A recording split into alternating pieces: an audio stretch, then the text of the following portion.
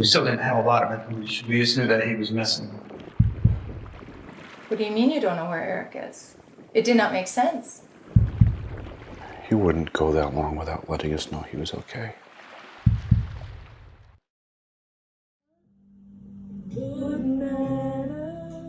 We did a lot of growing together because I was a very young mom. He taught me more about myself and about what you spend your energy on during the day and what you don't. At 1 year old, Eric John would just be paging through like a little cardboard book. He made life easier for other people. He was the big brother, took that role very seriously. His family was important to him, and he made that known. He wanted so desperately to do the Marines that he finished his 4-year degree in 3. So there's no stopping him from doing that. He went to boot camp, and then he went to Missouri for MP training, and we went down there for graduation. He was the Distinguished Honor Graduate and was chosen to go to Canine Handling School.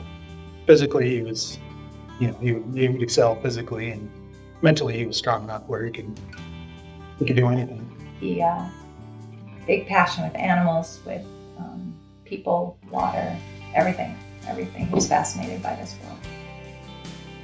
He loved swim lessons. I mean, he was always trying to, hold his breath the longest or swim the furthest.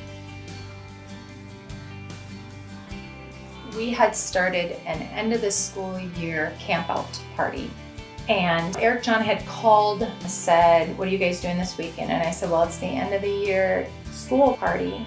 He said, "Call me as soon as everybody's out there and we'll party together." So as soon as I got into the camper, my phone rang and I thought, there he is. But it was a weird number. So I was like, well, it's local, so I picked it up. I was struggling with a smoker. It was just a normal day. And Clara, my youngest, she comes out and says, "There's 2 police at the door." I went to the door. I saw the uniform. Just a pit just opened up in my stomach. All I caught was the word Marine. So the guy said, "Can we meet?" And I said, "Can we do this another time?" He goes, "No, if you can do it now, that'd be great." And I was like, okay. So I was going to, not being disrespectful, but finish my can, tell them, get started with eating, I'll be back. But then my phone rang again and I looked down and it was Marcos. I pushed decline. Because then I started trying to figure out in my brain, what did that guy say on the phone? Then I went out of the camper and I looked at my sister Jackie. I said, I need to go back to the farm. There's Marines at the house. I was pulling up on this gravel and I saw the backs of 2 uniformed men. And then I was like, Eric is surprising me. This was a joke. He was going to be able to be home. He was fooling me, like to call him during the end of the year stuff. And then they turned around as I pulled up in the driveway, and none of them were Eric. I was frozen because if I got out, it meant that I just needed to hang on to exactly how my world was for 5 more seconds.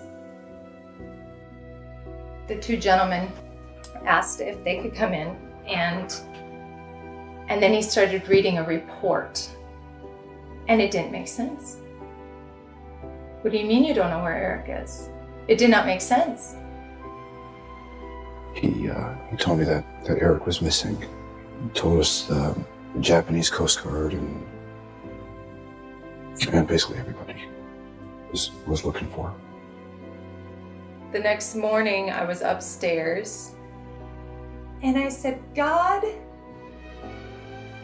You know every blade of this grass, and you know every leaf of these trees, so you know where my boy is. Just hold him there until he's found. Just that's all you gotta do. Because I had my bag packed to go to Okinawa because I was going to find him. I'm going to find him. And one of my friends that was here called upstairs and said, Jess, someone's here for you. And Gunny Sargent had come through this door. And he nodded. And I gave all the praises to God. And I said, you found him? And he said, yeah. And so we got our boy back. So then I said to Gunny Sargent, I said, where's he going? And as soon as he knew, he told me it was Hawaii, and I got tickets for Hawaii because I was going to get my boy. And so I flew down to Hawaii. The next morning I saw Eric John, his plane come in. Then he was transported, medical examiner. And I told HM1 that I am Eric John's mom, and I want to see him. And I told him all about Eric John. And when HM1 came to the hotel that morning, he said, ma'am, everything you told me about Eric John tells me that he is very protective of you and his family. And he said, so I would never, ever tell you that you can't go visit your son. He said, but I will tell you that I don't believe that Eric John would want you to go see him. He said, so what I want you to do is I want you to open up your phone. I want you to hand it to me. He said, I'll be back in 20 seconds. He said, it's as good as it's gonna get. And so he went in there and he took pictures of his beautiful tattoos. What a gift it was, though, to be able to see without being able to see. Then we all got ready to come home, and to be able to be on the same plane as him, bringing him home. It was the best I was gonna get. And it was the best that I could do for my boy. You know, just seeing all the people that were on the side of the road, holding up flags and pictures. And all the, you know, police cars and sirens, and, fire trucks and ambulances. Just everybody just paying tribute. I don't know how to describe it. It was just like, we're here. Your boy matters. We care. So for Eric John's birthday in November of 21, I had flown to California. One of the Marines that knew Eric John was there, and he had placed a cross on the top of First Sergeant's Hill. I was climbing the hill and I was really tired. But then I looked behind me and I was like, but look how far I've come. I'm gonna just keep going, and I'm gonna just do this hill like I was doing life at that moment, one step at a time, with love in my heart, and it was gonna get me to the next spot. So I'm climbing this hill, and this thought comes in my head: go to Japan. And nobody's going to Japan, so I just keep climbing that hill. The Marine who had placed the cross there climbed it with me, as well as his mom. And so we climbed that together, one mom with her Marine, and another mom going towards her Marine. Over the next few weeks, I kept getting this incessant thought of go to Japan, and I kept bashing it down, and then finally I thought, fine, I'll throw it into the universe. So I Facebook messaged Lieutenant Lucchese. I said, hey James, if I can get to Okinawa, will you show me all the spots? And he said, yeah, if you can get here. And I bought my tickets, and I landed in Tokyo. Finally I got up to the customs. So a gentleman came out of this office and he said, why are you here? And I looked at him and I said, I want to see where they found my boy. And he said, I understand. And that moment I thought, the consulate in Chicago got me to Japan, and this gentleman got me into Japan.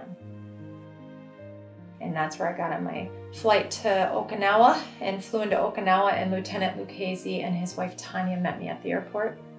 I was able to meet and hug the individuals that had spent time. They had heard his voice, all the things, all the energies. They were the last ones with my boy, and so I was gathering that all up. My trip to Japan was a gift.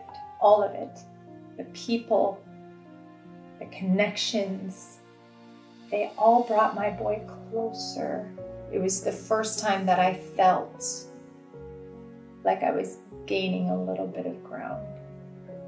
Because when you lose so much of yourself, you don't know who you are anymore, really. Because that piece is missing and you're not whole. All those times of me squelching it and saying, no, nobody's going to Japan. Here I was, and this was an amazing way to gather all of my boy up and really bring him home. I got to feel why he loved this place so much and why he loved these people so much. I did. I gathered up all that energy. And when I got home, I realized why I went to Japan. And on top of that, coming out here, being asked to come and just share Eric John with people, it was an easy yes, right? I didn't know what I was going to say. Talking about Eric John is easy. I can go on for hours. And I was never, told what to say. They just said, will you come out? And I said yes. And of course, meeting Sean and Jason along the way, I was able to kind of figure out they're part of the safety team, right? And I don't know anything about being safe in an ocean. But what I do know is how I feel when I'm taken care of. And I know how I feel as a mama. And so I just wanted to come out and be a mom to these young men and women, and just remind them how important they are. And I feel like that first trip, being able to come out here, I gathered up all that beautifulness that Eric John experienced out here and brought it home with me. And I also feel that maybe go to Japan had to do with this too, because I made connections when I was out here at that point, and so that connection, I have to say, maybe led to the ask of, would you be willing to come out? It all doesn't make sense in the moment, but it's starting to become like a revelation. And this has been a beautiful experience, being able to mom on all these young men and women. To raise your hand way up in the sky if you feel like you matter. Now, I think the opportunity is for others to hear the story and see that this can really happen to you. She is any Marine's mother. She is anybody's loved one who is now at a loss because of an unfortunate accident on the beach. So making it tangible and making it real is what I hope that a lot of people take away from it and understand that they're not immortal. Be careful, be prepared, enjoy life because there's so much to enjoy, but come back. Be prepared to come back, make a plan to come back. And he did make a plan to come back. He didn't have what he needed to come back though. Because his bag on the beach had everything for him to come home. He was planning on coming home. He didn't plan for the storm. He didn't plan on how to survive the storm. So really be careful of watching out for anything.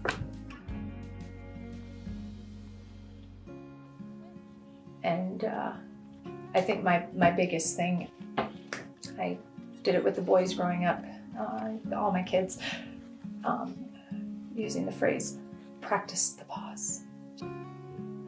What that means is just make sure that you're using what you got in that minute to not make a decision.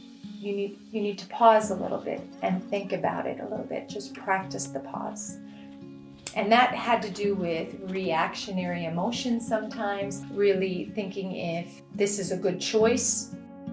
So yeah, I'm just a mom, just loving and hoping that people know they matter and that I want them to live life to their fullest potential. He sent me a video of him singing a song while he was strumming the ukulele, and that was pretty impressive.